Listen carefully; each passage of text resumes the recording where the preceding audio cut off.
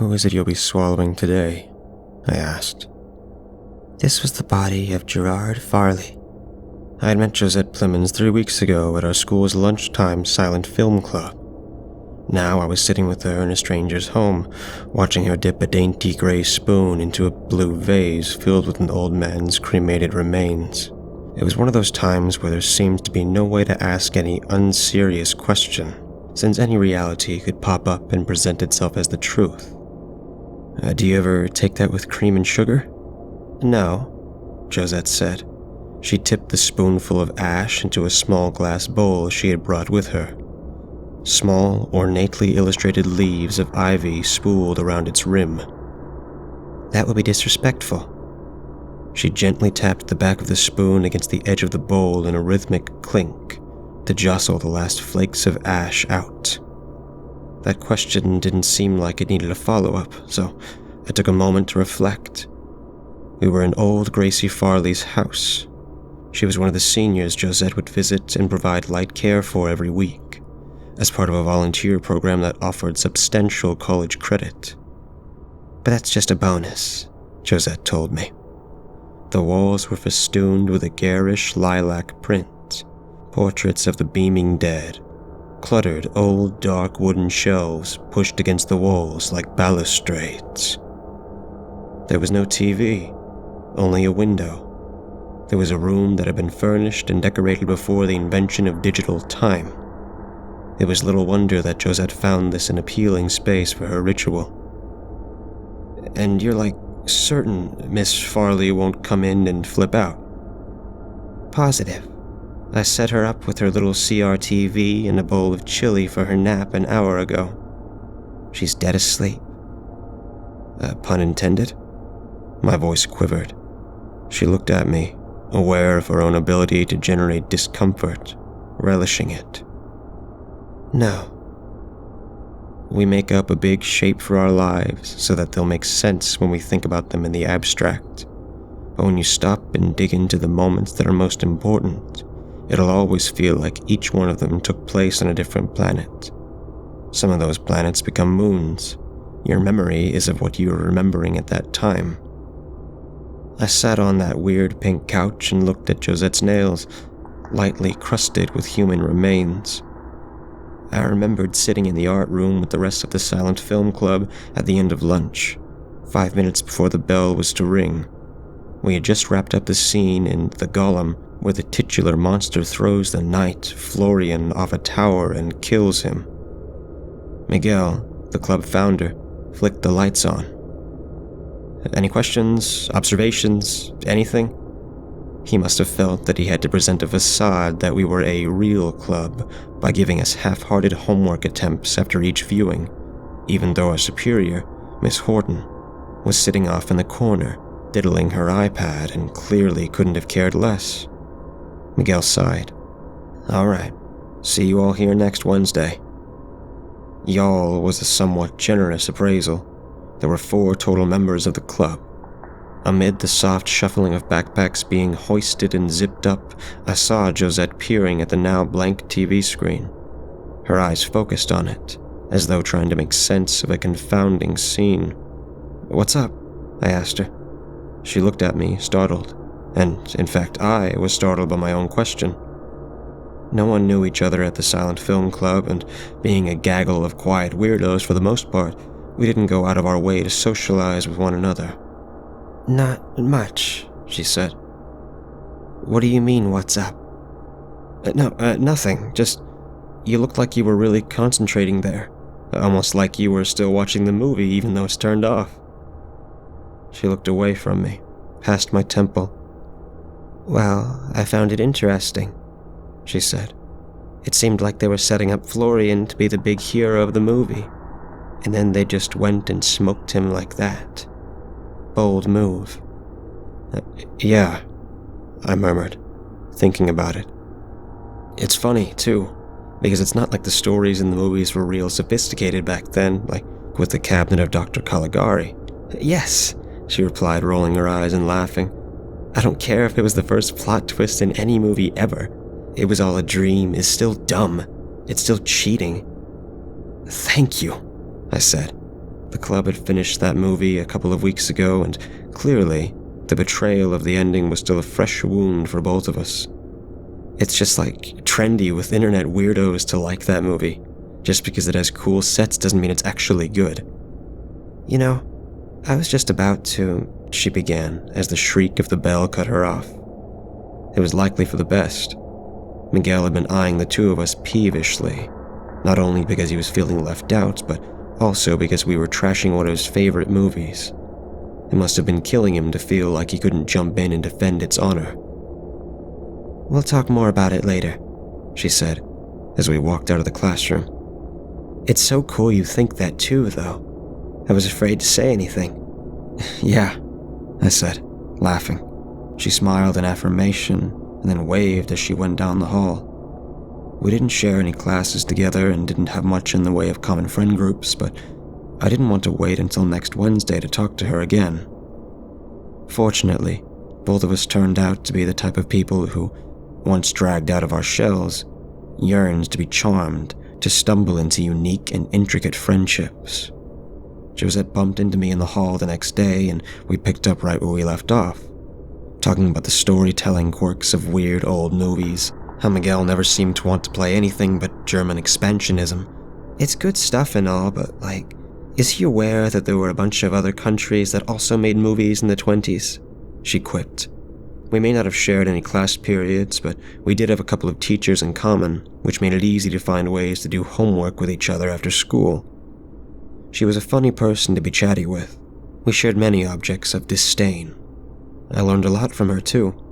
Once she cracked a quiet moment of AP Chem study by asking me if I knew what a sin eater was. You mean Death Eaters? The things from Harry Potter? She looked at me like I just destroyed her wedding cake.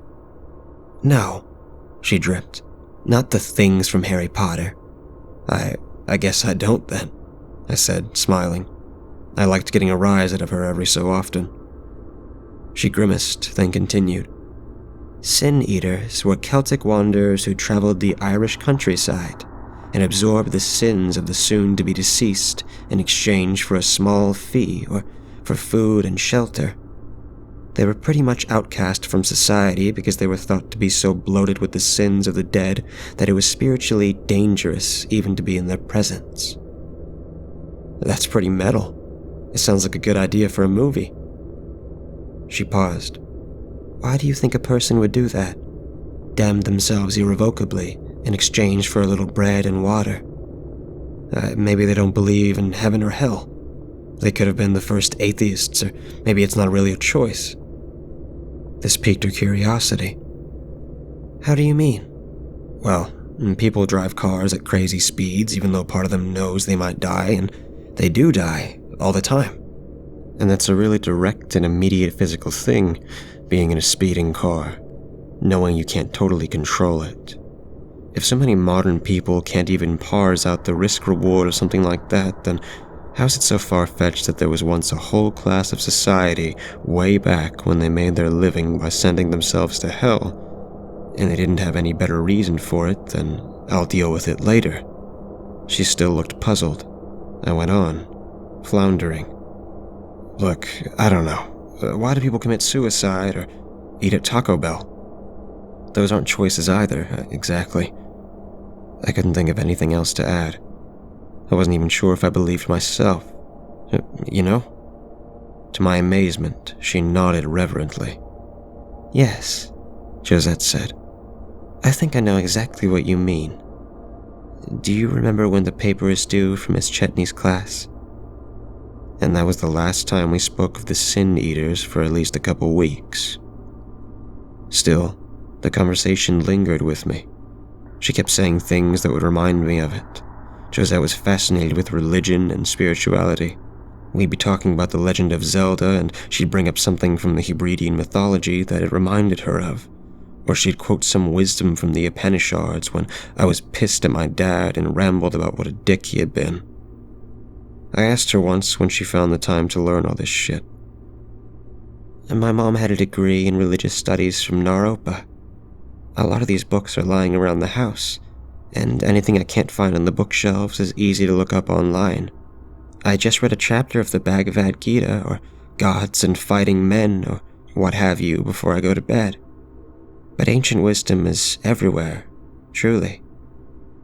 She was always serene when she talked about these things, but I could sense a desperation underneath it all.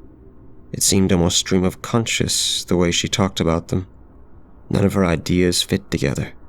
They were free-floating and contradictory, dropping in and out of her life depending on the situation at hand and her present mood.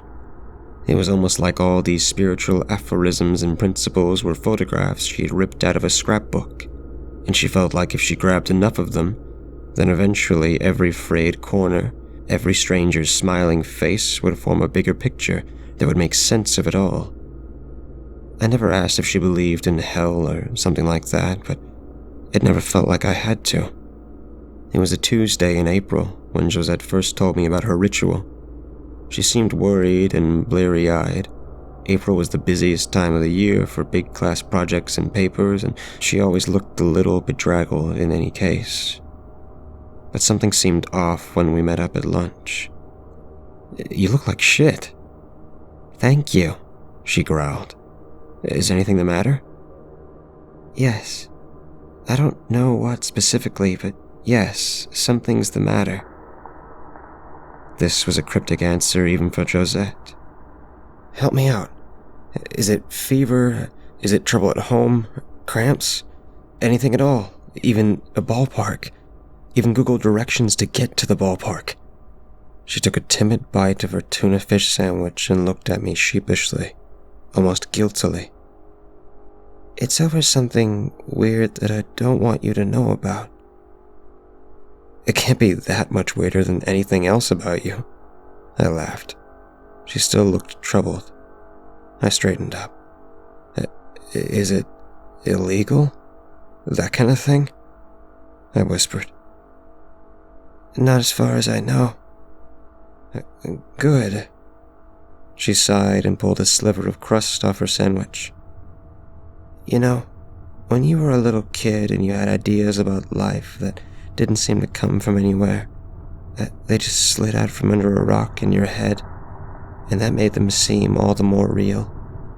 And then you'd fall into a weird habit or say things that didn't make sense to anyone anymore, because they corresponded to this thing you felt you knew about life.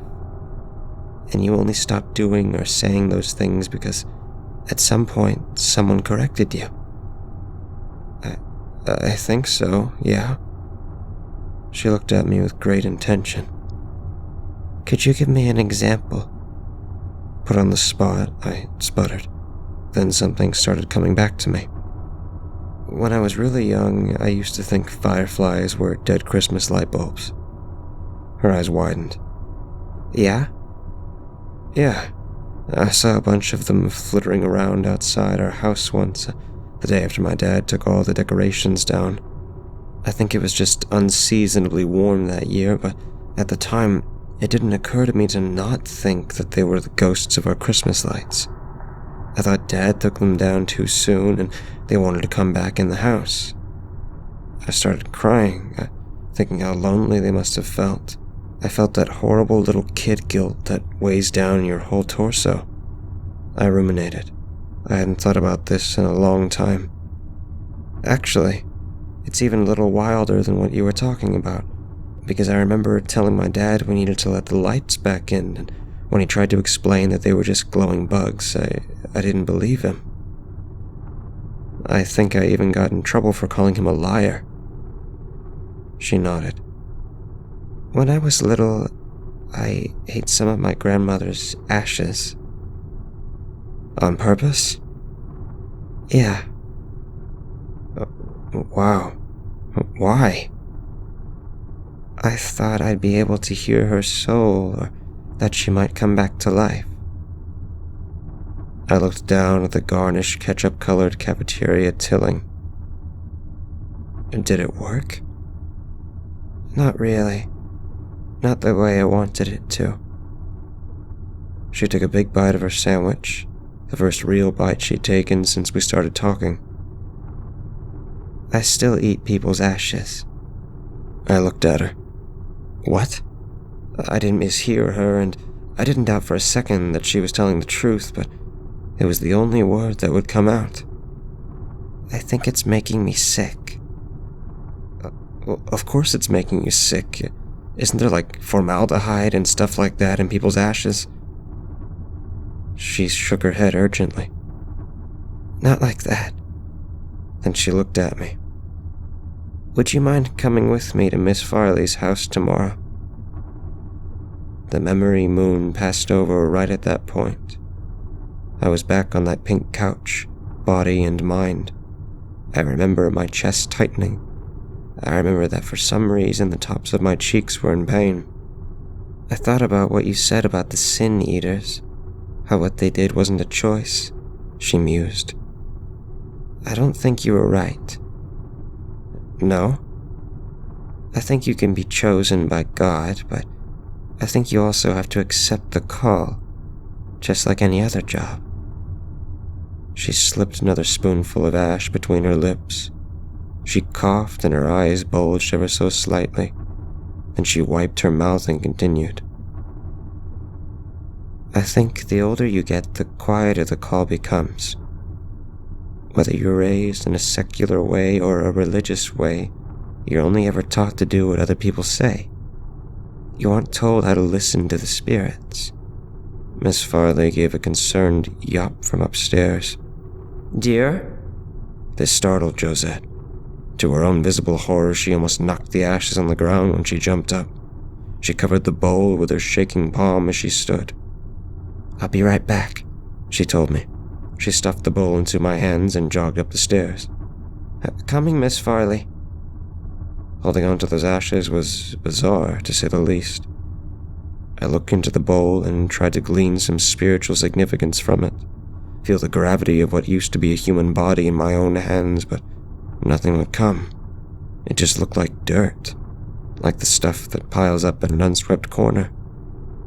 I spent a few minutes alone in that hideous room, too nervous to poke around and too unfocused even to waste time on my phone, before she sauntered back downstairs. Miss Farley heard me cough and wanted to know if I was all right. She smiled. Could you take this, please? I held the bowl out to her. Annoyed, she grabbed it from me nonchalantly and sat down again. I hadn't noticed when she'd gotten up, but she'd put the spoon behind her ear like a pencil and daintily retrieved it to continue eating. Anyway, she went on, if you hear the true call at all, you usually hear it when you're young, and it's your own responsibility to have an epiphany when you're older, because when you're a kid, you don't really have the resources to follow up on your instincts, but you know, and part of you always knows. That's why I said you're beholden to your own epiphany, even though that seems like the wrong way around. That story you told me about the fireflies, about how you used to think that they were ghosts of Christmas lights, I think you were right, or at least I think you were onto something. I think God was talking to you, but you don't have the spiritual vocabulary to understand what he was saying. Her eyes were glued to mine, terrifying in their intensity. Her jaw was rigid. She put her free hand on my wrist and lightly gripped it. If you could see what I see now, if you could just hear the call the way I hear it. This has officially become too much. I yanked my hand away from her as gently as I could and started rustling up my backpack. Joe, look. I could already tell I was going to make her feel bad, and I was already feeling guilty. I think you're super smart and probably the coolest and most interesting person I've ever met, but, this is fucked up. This isn't normal. I don't know if you've told this stuff to anyone else, but I think anyone would say you need to go to a doctor of some kind. You already told me it's making you sick, so I think a part of you has to know that you need help. She scowled down at the rug in a rain cloud of misery, and I stood up. I didn't know what else to say. I didn't know if this old woman would be safe with her, but I also didn't want to be there a second longer. I really care about you, I mumbled. Please do what's best for yourself, and I don't know if maybe you hate me now, but text me anytime. I'm always down to talk. I left the house, waiting for a reply from her that wouldn't present itself. The closest I'd get to a response would be the tinkle of silverware as I opened the door to the sidewalk. I was home sick with the flu on a crisp Wednesday morning in May when I got a text from my friend, Eli, that Mr. Umbria had been stabbed in the side of the head with a compass during third period AP geometry, and that classes were cancelled for the rest of the day and maybe the rest of the week.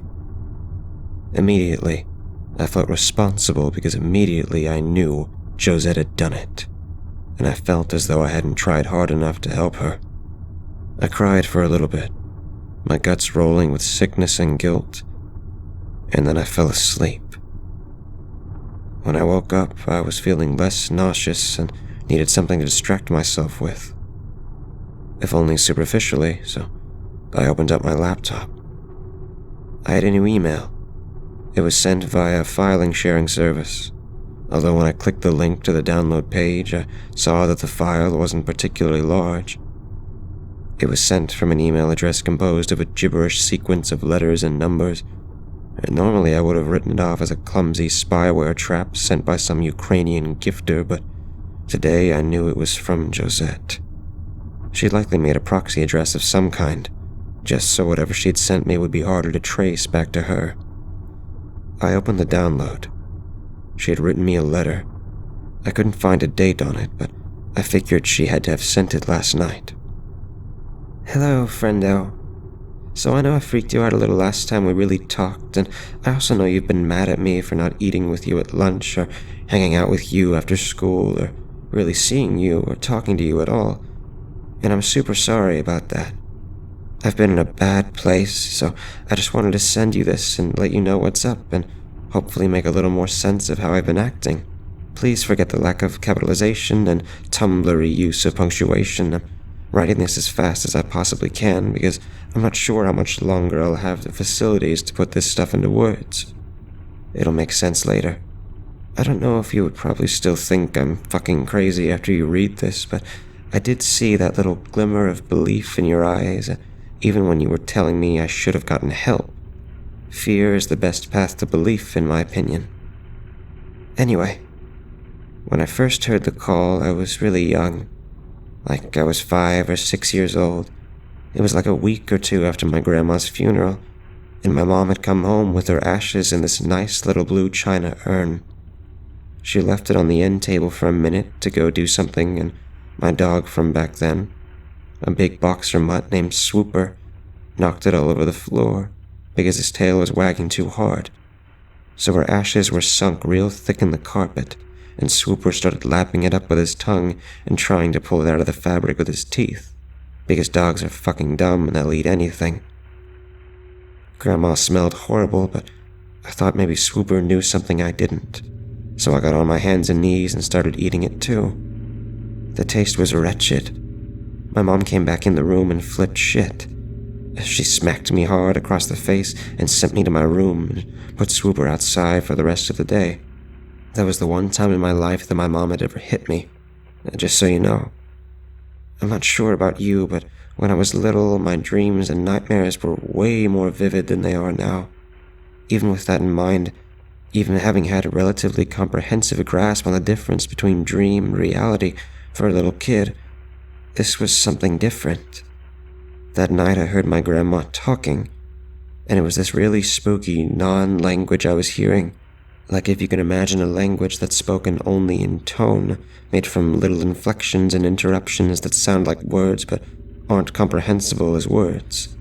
That's what this was. The voice would bounce in and out of my range of hearing like the words were little rubber balls, and the tone itself was the scariest part because it didn't sound like my grandma. It didn't talk how she talked. It was like the sound of her voice, but it sounded disappointed and mocking in a way Grandma never did. And it was so quiet. I started crying, and when I cried, I heard the voice make a formless laugh, like a laugh without consonants. I had nightmares about that voice for years afterwards, but this wasn't a nightmare. This was a ghost. It's hard to explain the difference between a real supernatural experience and a nightmare or a hallucination, but they're as different from each other as hearing the voice coming from the person sitting next to you and hearing a voice on a podcast. You just know. Nothing like that really happened for a long time, probably because I didn't need anyone's ashes again for a long time. Then, when I was 10, me and my family went to Yosemite for a big reunion type thing. The place was this big estate that was kind of next to a lake, but it was one of those estates where the rich asshole that owns it wants to seem like they have taste, so they make it a bunch of boring rectangles and rhombuses and weird gray glass cubes instead of a normal Richie Rich mansion like everyone actually wants. The reunion itself sucked. It was one of those things where all the adults you don't know are trying to talk to you like you've known each other since way back when and haven't spoken in years when, really, you just don't fucking care because why would you? And all the kids are dressed kind of formally and have bad personalities and no one would share their DS with you. Everyone under 15 seemed real put upon and I didn't really want to talk to any of them. So obviously I got bored. And while everyone was getting shit-faced at the lake or the beach, I started poking around the house. Whoever owned the place, it was my aunt or something, I don't remember, had a Doberman named Max, and he was the nicest dog ever. I would just race him down the weird angular halls, and since there was no one else in the place, we could just crash into each other and bump into walls, and no one told us to slow down or knock it off. It was easily the most fun I had at the whole place. I bring Max up because I think dogs have something to do with the paranormal stuff I get into. They always seem to lead me towards it some way or another, and during one of our more rambunctious races, I tripped and fell over him in the living room. I looked up and found myself in front of the fireplace. There was a ledge above it with a framed black and white photo of a woman, probably taken in the 30s judging from the coif of her hair. Although, what do I know? And next to it, right fucking next to it, there was a blue china urn. I'm not sure if it was exactly the same as the kind my grandma was held in, but to my 10-year-old eyes it looked totally identical. I stood up and picked it off the shelf. Max started jumping at my hands because he was still in a playful mood, but I held the urn tight.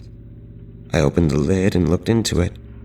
The ashes looked the same as my grandma's because all ashes look the same, but I wondered if maybe it would taste the same too.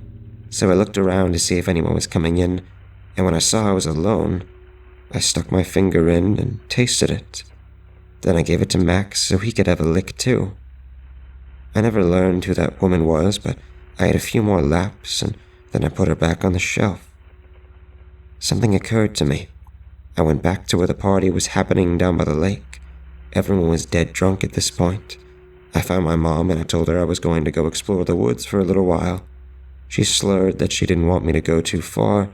It was dark because the sun was getting down, but I could tell from the glint in her eyes that they were barely in focus.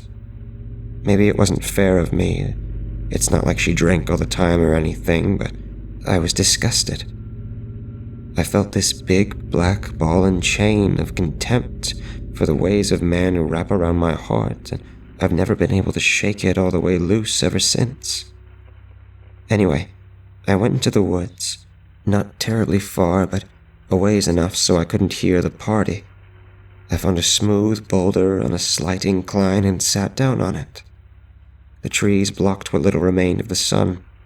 The pattering and flickering of animal feet and insect wings at varying distances had a symphonic effect, and where normally that would have spooked me, tonight they put me at ease.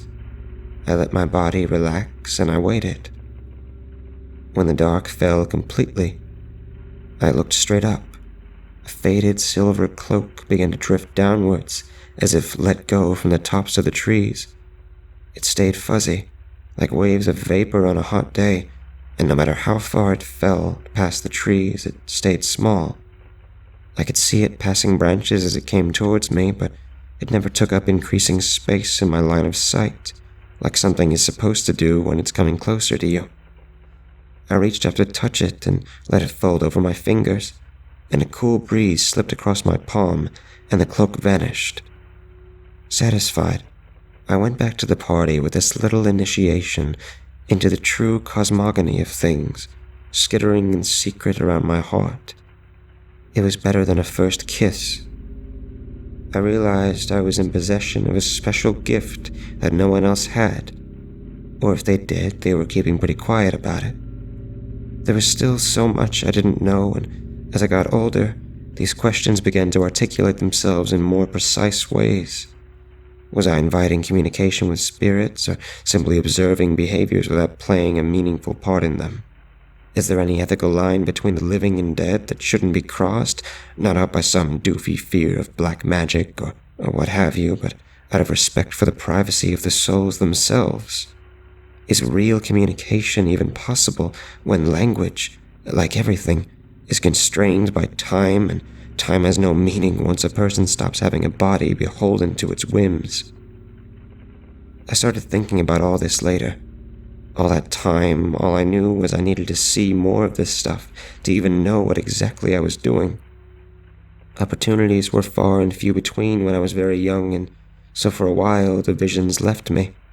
I went to the graveyard and swallowed some of the dirt around the tombstones every so often, but it didn't have any effect. I tried to will myself into lucid dreaming, and sometimes that worked as far as it went, but like I said, the difference between a vivid dream and seeing an actual ghost is like the difference between a vase of flowers and a still life painting. I even applied for an internship at the local mortuary, but they didn't take me. To be honest, I don't think any mortuary worth its salt would trust any 12-year-old who wanted to be around dead bodies all day. This was about the time I started getting really into my mom's religious books out of sheer desperation. If I couldn't go straight to the source of the universe, I felt I had to at least scour for clues as to its true nature. Finally, in 8th grade, I had the idea of volunteering to be a caregiver. I saw a little flyer in the office advertising some service for the elderly in exchange for college credit and signed up on the spot. Most of the people I helped were really happy to have a young woman around to give them the house a little youthful energy. And meanwhile, all I was concerned with was death. Ironic, I think. Anyhow, the idea worked. It turns out elders keep pots full of their spouses and pets around almost uniformly. Most of my cases were widows and widowers, but sometimes when I got a married couple that needed help, they'd still have an urn on display for one of their brothers or sisters. The work itself was quite unenjoyable. Old people suck. Even the ones who seemed nice and cute at first all ended up being racist or fucked up in some way. I've had to wipe a vile, disgusting, putrid, concave human ass free of its excrement on more than one occasion. One man would discharge down his pant legs as he walked without noticing. I had to trail behind him and clean it up like I was holding the train of a grotesque wedding dress. I started to think that maybe the reason so many of them kept the urns in plain sight was something beyond commemorative sentiment. Maybe they were proud of their dead kin, perhaps subconsciously envious. The upside to this revolting job was that their withered, malfunctioning bodies, once minimally provided for, were easy to keep out of my way while I did my research. It was as easy as feeding them chowder and turning on the TV most of the time, and I never felt I was being disrespectful to the dead that I consumed. If anything, I was putting them to better use than their guardians ever would. I mentioned to you that I never seasoned the ashes at all because, to me, that would be disrespectful. And anyway, that might interfere with something in the communication process. At first, it was like the 2 times I'd done it before. I would have a little scoop of ash, and then I'd have to wait a few hours and be in a dark, quiet area for anything to happen. But after about a year, the effects were more vivid and immediate. I remember being in a house and just smelling the ashes of a man's sister, and I heard the sound of a turquoise bell. Don't ask me how I know what the color of the bell was. It popped a tiny bit in the left ear and then shortened into itself. Then it sort of spread to the rest of my cranium and exited through the right ear. I was excited. For the first time, it felt like they were talking to me, not the other way around. They trusted me. I downed a scoop and turned around, and There was this blissful, strong silhouette of a soldier sitting in the recliner. His face was an eyeless, mouthless mass of light, but I could tell he was smiling at me. I think he appreciated that he had a visitor after what maybe felt to him like aeons of the silence of death. He vanished quickly, but it was an incredibly joyful experience for me. It also provided to be the turning point. Ghosts would come to me stronger and faster, and not always right before or after I had their ashes. I was down by our little town lake once, and I saw a velvet gossamer shape that reached from shore to shore, ripping underneath the waves. I saw the smoke form of an infant boy dancing between geese in a flock as they flew south for the winter. Once, when I was lying awake in my room, a pair of white hands drifted through my door, each one holding an apple. I ate the one from the left hand and refused the one from the right. It was unthinkably sweet, like marshmallow foam.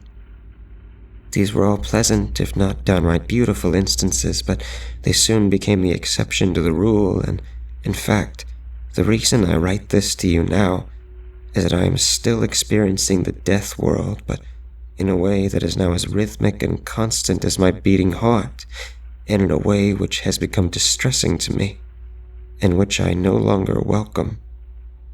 One night I woke up facing my bedroom wall, and there was a set of teeth embedded in it. They were dull, cracked smoker's teeth that glowed with a smile of mistreatment. Breath came from behind them from inside the wall. I turned away and turned back, and they were still there. I touched them. They were porous. Night turned to day, and they didn't disappear. I sleep next to them still. I feel the wall's breath on my neck every night. The teeth don't talk, but I wish they would. They would scare me less if they'd just say something.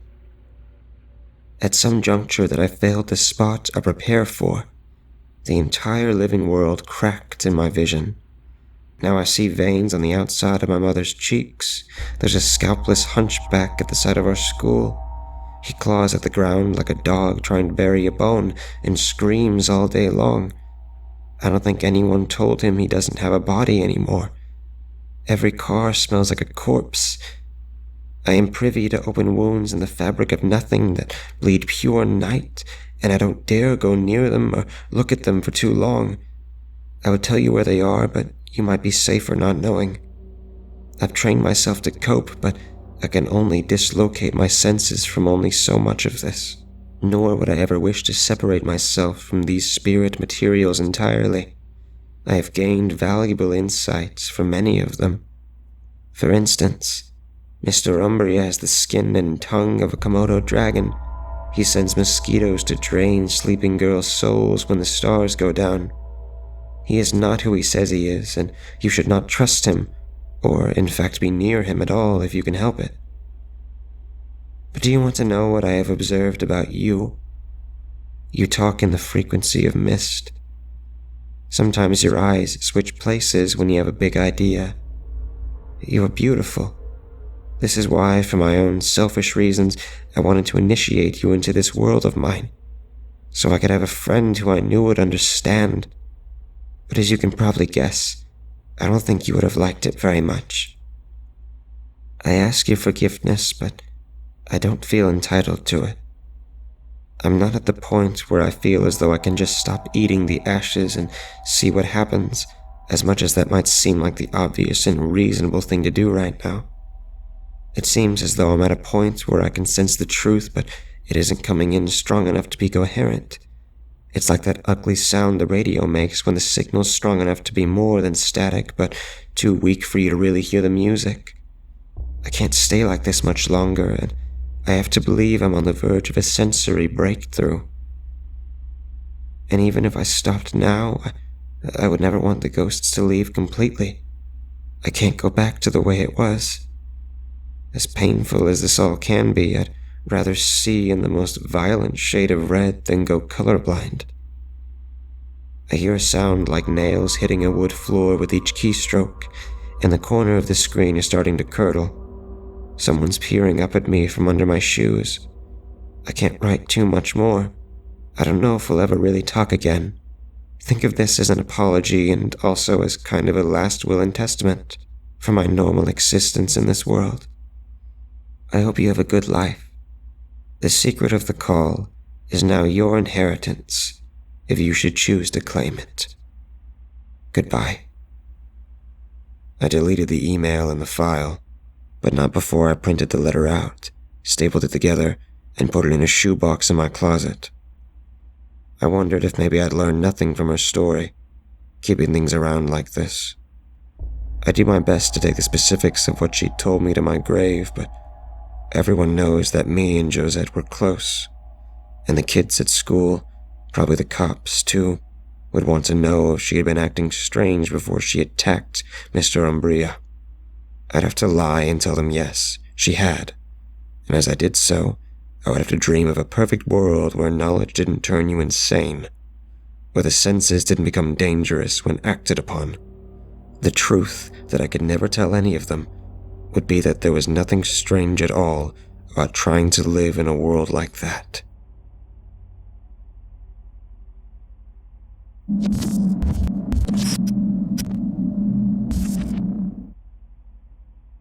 I've tried every wild cure for insomnia, from standing on my head to cinnamon baths.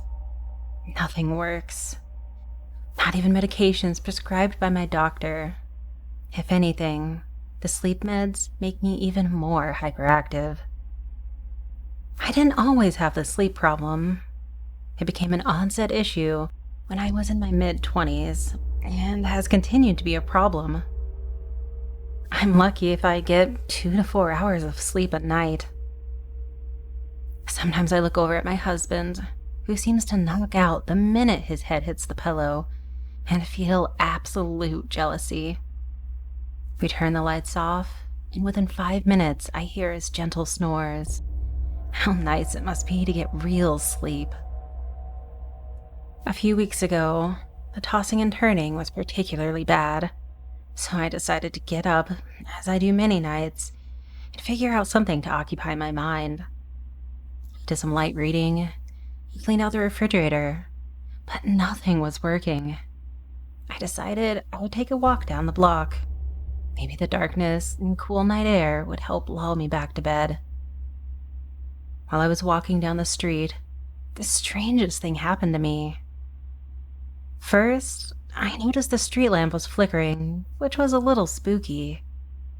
The sky seemed to have this weird green hue. I still can't explain what it was. Then all of a sudden, I saw this flash of light, similar to a bolt of lightning, which lit up the sky, and everything around me lit up almost as if it was daylight. I decided to go back home after that, because it was honestly one of the oddest moments of my life. I'd gotten a chill too. I was really cold, but it seemed to be coming from my feet. They were frozen. I couldn't get home fast enough. My husband was working on his 5th hour of sleep when I crawled back into our warm bed. Feet were cold, really cold. I couldn't seem to get them warm. The next thing I know, he was waking up. But it was way later than usual. My alarm had been going off for probably an hour before I woke up. I work from home most days, so I have some flexibility with scheduling. I don't really have to be up at any particular time. I chalked it up to my body needing that extra rest. Actually, I felt okay, not too groggy. But my feet were still freezing. Felt like I was walking around on ice cubes. It was almost painful how cold they were. I put on 2 pairs of my warmest wool socks in hopes they'd warm up. Throughout the day, I was uncomfortable because my feet were absolutely freezing. I layered on socks, but nothing seemed to help. At one point, I even ran a steaming hot bath, thinking maybe the hot water would warm me up. Nothing helped. That night, I slept like a baby. I can't remember the last time I closed my eyes and drifted into slumber like that. But the next morning, when I woke up, the coldness had returned to my feet and was now creeping up my legs. Halfway up my legs, I felt numb and cold. I layered on more socks. I wore a pair of fleece pants. I was almost numb. All day long, I was miserably cold. I tried explaining it to my husband, who made a joke about how women are always cold, and maybe I needed to start wearing a sweater around the house. My husband came upstairs, carrying a space heater from the basement. "You can plug this in under your desk if you're cold tomorrow." "Maybe I should see a doctor," I told him. "Maybe it's poor circulation." He shrugged. "I would wait a day or two." Well, I did wait, and it kept getting worse. By the 4th day, the cold had moved up to my waist. I was absolutely miserable. Nothing worked. I had layered on clothing, everything I could find that was warm, and nothing worked. I ran hot baths. I sat in front of the heater wrapped in a blanket. I pulled out the electric blanket. When my husband came home from work, he saw me sitting under the electric blanket on the couch with the heater running on me. I was wearing a sweater, a flannel, and a scarf. "You don't look so good," he told me. "I'm so cold." I told him, "Your lips are blue, honey. I think we need to get you to the emergency room." At this point, I could barely walk. My feet and legs hurt so badly. It was painful to put any weight on them, and they were so icy. It felt like stinging pain every time I moved. The wait at the emergency room was long. I was not much of a priority, considering the patients who were coming into the triage with bloody cuts, broken bones, and heart attacks. Eventually, I saw a doctor. His first concern was that the nurse could not seem to find a pulse. No matter how much she looked for one, she called him in to assist. They tested my reflexes. There were other parts of the examination that took place. He seemed to be baffled and finally said to me, "Well, by all accounts, he must be dead." He chuckled. "Excuse me?" I asked. "Well, it's just that everything I'm doing to you results in nothing. You've got no pulse, no blood pressure, no reflexes. It's the darndest thing. I'm really not sure what's going on. I'm gonna get a colleague in here to assist me." My husband was sitting in a chair in the corner of the examination room. He was very concerned. When the doctor left, he said, "What the hell is going on?" "I don't know," I replied, "but I'm getting freaked out." He nodded. "I'm sure it's going to be just fine. We'll get a second opinion." The second opinion and third opinion yielded the same results. The third doctor, a neurologist, said, "Well, by all accounts, you're dead, but there's no medical explanation for this condition. We're going to admit you and work on transporting you via helicopter to the university hospital. Maybe they'll be better equipped to help us with the diagnosis." It's been 7 days. The only difference is the cold has made its way up to my chest. I'm very weak and unable to leave the hospital bed. I still have use of my arms and hands for now. I'm sitting here typing this because I really do not know what's going to happen to me. About 30 different doctors and specialists have seen me, examined me, and tested me with no diagnosis or explanation. I'm a walking, talking, living dead woman. Every time I close my eyes, I go right to sleep. I'm sleeping for hours and hours at a time. Just a few minutes ago, a nurse jokingly said, "You're sleeping like the dead, too." I think he was trying to lighten the mood, but I just don't find the humor now. My husband smiled and said, "At least you're sleeping now, babe." I shot him a look and he quickly hushed up. It's very cold in this hospital room.